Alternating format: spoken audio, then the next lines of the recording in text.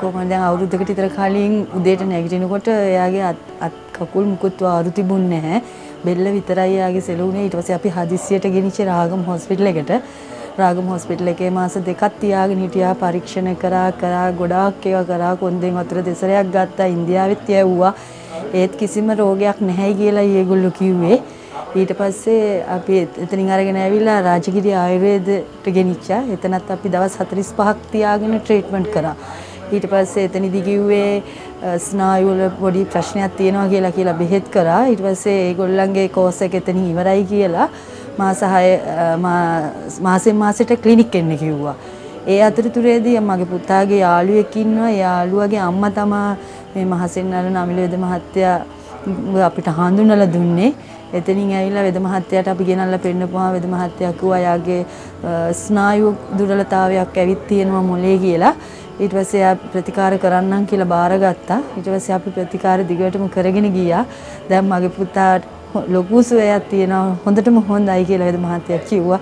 දැන් මගේ පුතා උසස් පෙළ කරලා කැලණි විශ්වවිද්‍යාලයට තේරිලා දැන් එයා විශ්වවිද්‍යාලයට යනවා.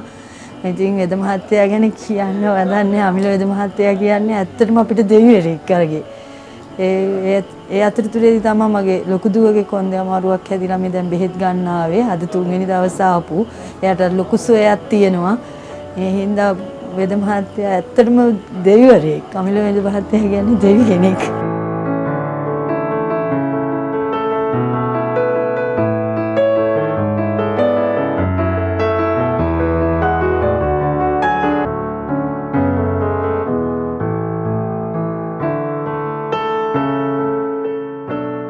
ඒකෙදි මේ පුතාට මම තෙල් සාත්තු කරන ගමන් බෙහෙත් කසාය ලබා දෙන ගමන් මේ පුතාට මම චීන කටු ප්‍රතිකාර කියන ඒවා සහ නිල ප්‍රතිකාර මම ලබා දුන්නා. ඒකින් ගොඩක්ම මේ දරුවගේ මස්තිවන රෝගී තත්ත්වය සහ මේ දරුවගේ තිබ්බ හිරිවැටීම් ලියා ගන්න බැරි ඒවා. දැන් සාමාන්‍යයෙන් දරුවා ඉගෙන ගන්න කාලය තුල තමයි මට මුණ ගැහුනේ. ඉතින් එතකොට මේ දරුවට ලියන්න අපහසුව තිබුණා. ඒ සියලු දේ හරි ගියා බෙහෙත් ප්‍රතිකාර කරාට පස්සේ දැන් අද වෙද්දී විශ්වවිද්‍යාලයේ ඒ දරුවා ඉගෙනීමට දැන් ගිහිල්ලා තියෙනවා.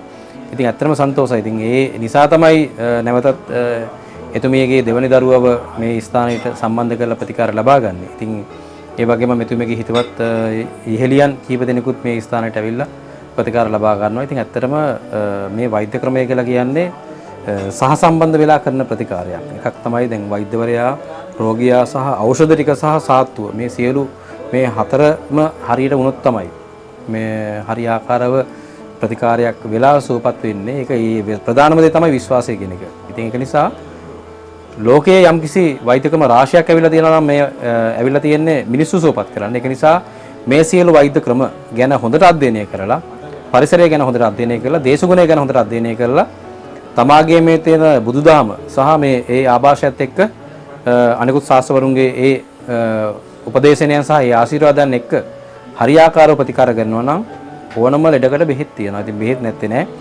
හැබැයි අපේ බුදුන් වහන්සේ දේශනා කරලා තිනවා කර්මජ රෝග තියෙනවා කියලා. ඉතින් මේ කර්මජ රෝගවලදී ගොඩාක් ලෙඩ රෝග සැදෙන්නේ කර්මය නිසා. ඉතින් ඒක නිසා මේ කර්මයේ තියෙන මේ අකුසල කර්මයන් අයින් කරගන්න නම් නිරන්තරයෙන්ම පින් රැස් කරන්න ඕනේ. ඒක නිසා ඉතින් සාමාන්‍යයෙන් අබේදානිය වගේ දෙන දේවල් සත්තුන්ට ඊට අමතරව මේ ස්ථානයට එන විශාල රෝගීන් පිරිසකට මම කියනවා මල් මාල පූජා කරන්න කියලා අපේ ධාතුන් වහන්සේට. ඉතින් ඒ වගේ දේවල් කිරීම තුළින් කුසල් රැස් වෙනවා. ඒකෙන් තමාගේ මේ ලෙඩ ඉක්මනින්ම සුවපත් වෙන්න ගන්නවා. ඉතින් මේ සියලු දේත් එක්ක ඉක්මනින්ම රෝගයක් සුවපත් කරන්න ඉතින් හැකියාව ලැබිලා තියෙනවා මට. ඉතින් අපි ඉන්නේ බොහොම පොඩි කාලයක්. ඉතින් මේ පොඩි කාලය තුළදී රෝගියෙක් සුවපත් කරලා ඇත්තටම ඒ ලබන්න තියෙන සතුට ලැබුණාම ඒක ඉතා වටිනවා. ඉතින් ඒක තමයි ජීවිතේ ලබන්න පුළුවන් එකම සතුට.